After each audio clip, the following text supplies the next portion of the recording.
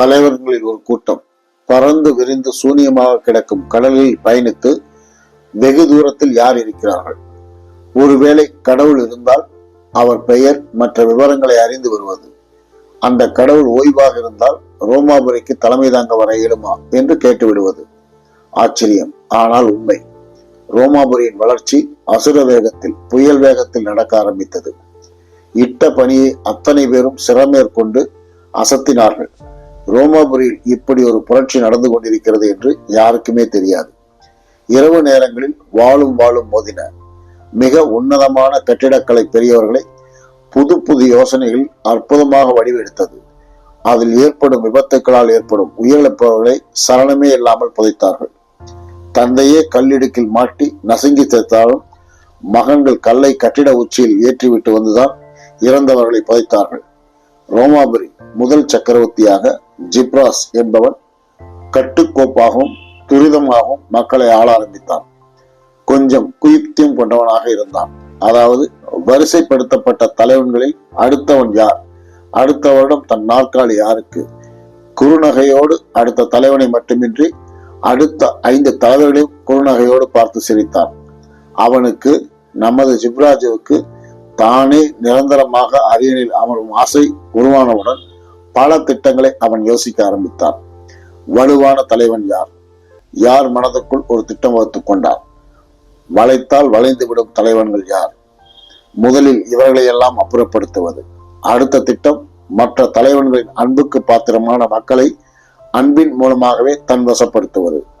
மொத்த வீரர்களையும் தனது விசுவாசிகளாக மாற்றுவது. காவல்துறை, வைத்தியத்துறை இரண்டையும் தன் கட்டுப்பாட்டில் வைத்துக் கொள்வது. ஜிப்ராஜ் யோசித்து திட்டங்கள் தீட்டிக் கொண்டிருக்கும் போதே சில தலைவன்கள் ஓடோடி வந்து, குத்து மதிப்பாக மரக்கலங்களை தயார் செய்து விட்டோம். கடலில் நன்றாகவே பயணிக்கிறது. 50 பேர் பயணிக்கலாம். ஜிப்ராஜும் மக்கள் கூட்டமும் பெரியவர்களும் ரோம் கடற்கரையில் மொத்தமாக கூடியிருக்க மரக்கலம் தயாராக நின்றது.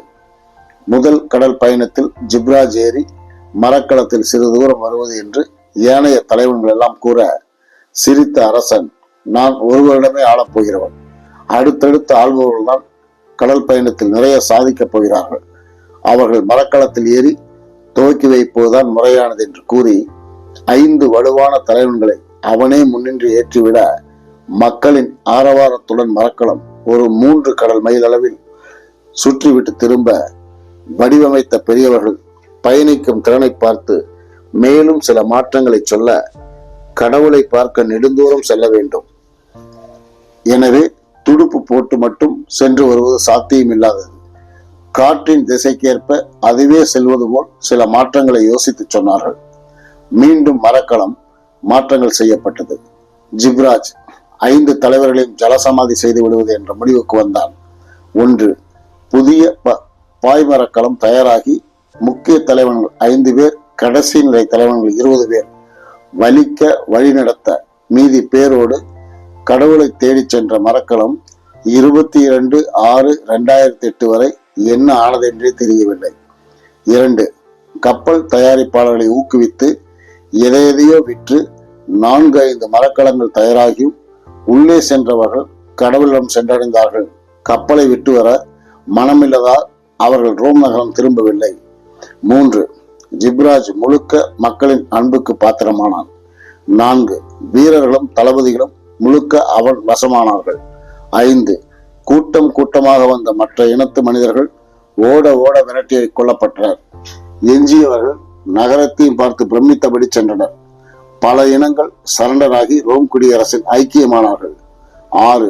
அடுத்த 20 ஆண்டுகளில் ஜிப்ராஜின் வழிகாட்டுதல் ரோம் சாம்ராஜ்யம் கிளைவிட்டு பரவி உலகின் மாபெரும் சாம்ராஜ்யத்தை உருவெடுத்து நின்றது.